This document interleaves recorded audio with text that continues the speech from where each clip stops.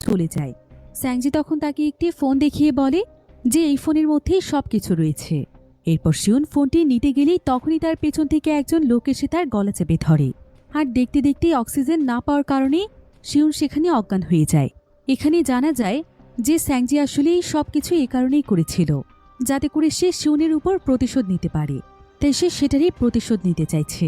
অন্যদিকে হুমিন তাদের স্কুলের সমস্ত স্টুডেন্টদেরকে আগেই জানিয়ে দিয়েছিল যে তারা ইউনিয়নের সঙ্গে ফাইট করতে যাচ্ছে, আর এই ফাইটে যার ইচ্ছে সেই জয়েন করতে পারে।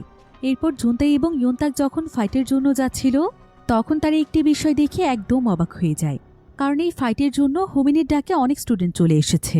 এতে তাদের টিম বেশ বড় হয়ে গিয়েছে। তবে সবচাইতে মজার ব্যাপার হচ্ছে যে এখানে হিউমানও তার সঙ্গীদেরকে নিয়ে চলে আসে, কারণ তারও বেকজিনের উপর অনেক রাগ ছিল। তবে এমন সময় জুনতাই তার সামনে এসে বলে, তুমি এখন যতই আমাদের দলে জয়েন করো না কেন, আমি তোমাকে কখনো ক্ষমা করব না। তুমি আমার কাছে সবসময় একটা অপদার্থই থাকবে। ইয়ন্তাক তখন জুনতাইকে এমন সিরিয়াস সময়ে ঝগড়া করতে নিষেধ করে। এরপর তারা সবাই মিলে বেরিয়ে পড়ে ফাইটের জন্য। বাহিরে আবার আজকে প্রচণ্ড বৃষ্টি হচ্ছিল।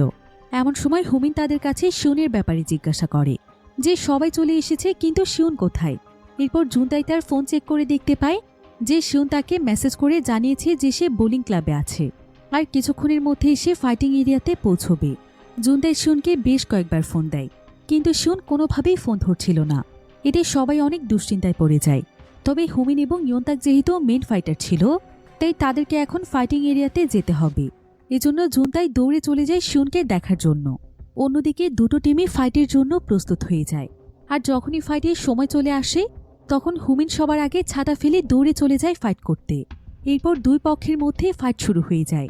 সবাই নিজের মতো করে প্রতিশোধ নিতে থাকে, কারণ ইয়ংজং হাই স্কুল আর ইউনিয়নের মধ্যে অনেক পুরনো শত্রুতা আছে। এদিকে হুমিন এক এক করে সবাইকে মারতে মারতে বেকজিনের দিকে এগিয়ে যায়।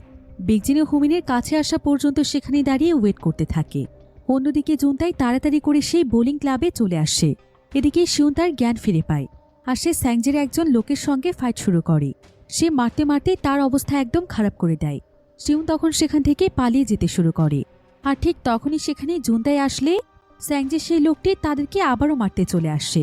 জুনতাই তখন তাকে কোনো মতে একটি বল দিয়ে আঘাত করে। তবে সেই লোকটি এতটাই শক্তিশালী ছিল যে সে জুনতাইকে এক ধাক্কা দিয়ে নিচে ফেলে দেয়, আর শিউনকেও মারতে মারতে তার অবস্থা খারাপ করে দেয়। তবে জুনতাইকে আঘাত করে শিউনের প্রচণ্ড রাগ হয়, আর সে এবার সেই লোকটিকে ইচ্ছে মতো মারে। তবে সেই লোকটি জুনতাইয়ের অবস্থা একদম খারাপ করে ফেলেছিল। জুনতাই তার পায়ে এত বেশি পরিমাণ আঘাত পেয়েছিল যে তার পক্ষে এক পাও এগোনো সম্ভব ছিল না। তাই জুনতাই তখন শিউনকে তাকে রেখেই ফাইটে চলে যেতে বলে, কারণ এখন ইয়ংজাং হাই স্কুলের শিউনকে অনেক প্রয়োজন। সেই টিমের মধ্যে শিউন সহ 3 জনই ভালো ফাইটার আছে। তাই শিউন এখানে দেরি করলে তাদের টিম হেরে যেতে পারে। এতে তারা কোনোদিনও ইউনিয়ন বন্ধ করতে পারবে না। তাই শিউনকে যেতেই হবে, আর সে তার পিছু পিছু আস্তে আস্তে আসবে। যদিও শিউনের তাকে এখানে রেখে যেতে অনেক টেনশন হচ্ছিল, কিন্তু তারপরও সে ফাইটে জেতার জন্য সেখানে চলে যায়। অন্যদিকে মাঠে পুরো দমে ফাইট চলছিল। এর মাঝে অনেকেই হেরে গিয়েছিল, আবার অনেকে এখনও ফাইট কন্টিনিউ করছিল। ইয়ন্তাক একের পর এক ইউনিয়নের সদস্যদেরকে হারিয়ে দিচ্ছিল। আর অন্যদিকে হিউম্যান ইউনিয়নের ছেলেদের কাছ থেকে যদিও মার খাচ্ছিল, কিন্তু এত মার খাওয়ার পরও সে কোনোভাবেই হাল ছাড়ার পাত্র নয়। এদিকে হুমিনের বেকজিনের উপর প্রচণ্ড রাগ হচ্ছিল, কারণ বেকজিনের জন্যই আজকে সে এই পর্যায়ে এসে দাঁড়িয়েছে। তাই এই প্রথমবারের মতো সে বেকজিনের গায়ে হাত তোলে। বেকজিনও তাকে প্রচণ্ড মারতে থাকে। তবে হুমিন অনবরত বেকজিনের একটি হাতে আঘাত করছিল, যাতে করে সে দুর্বল হয়ে পড়ে। কিন্তু কিছুক্ষণ পরেই বেকজিন হুমিনের মাথায় এমনভাবে আঘাত করে যে হুমিন ব্যথায় একদম মাটিতে লুটিয়ে পড়ে। তার উঠে দাঁড়ানোর মতো আর কোনো।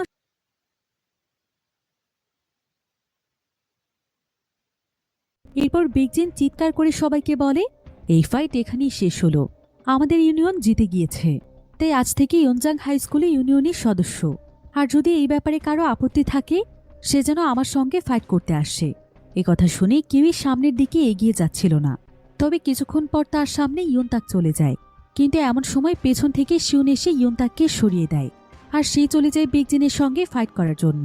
শিউন তার হাতের মধ্যে কিছু রিং পরে নেয়, আর সে সোজা গিয়ে বেকজিনের পায়ের মধ্যে আঘাত করে, কারণ শিউনের ফাইটিং স্কিল ছিল অন্যদের চাইতে একটু আলাদা। আর বেকজিন যেহেতু তার সঙ্গে প্রথমবার ফাইট করছে, এজন্য সে শিউনের ফাইটিং স্ট্র্যাটেজি বুঝতে পারছিল না। তাই ততক্ষণে শিউন বেকজিনের পা অনেকটাই অকেজো করে ফেলে।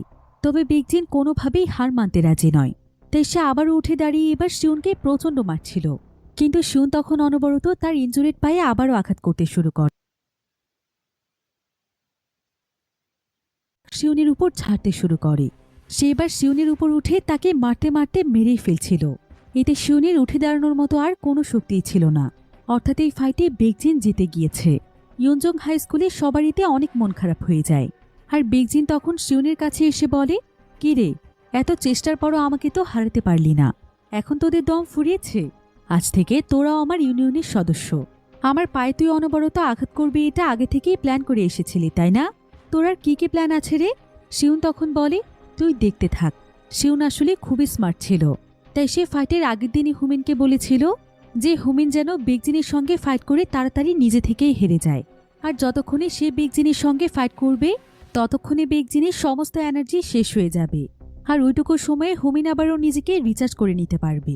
তাদের প্ল্যান মোতাবেক ঘটে ওঠে কেমনটাই। শিউন ফাইটে হেরে গেলে তখন হুমিন ফাইট করতে আসে। হুমিন এবার বেকজিনকে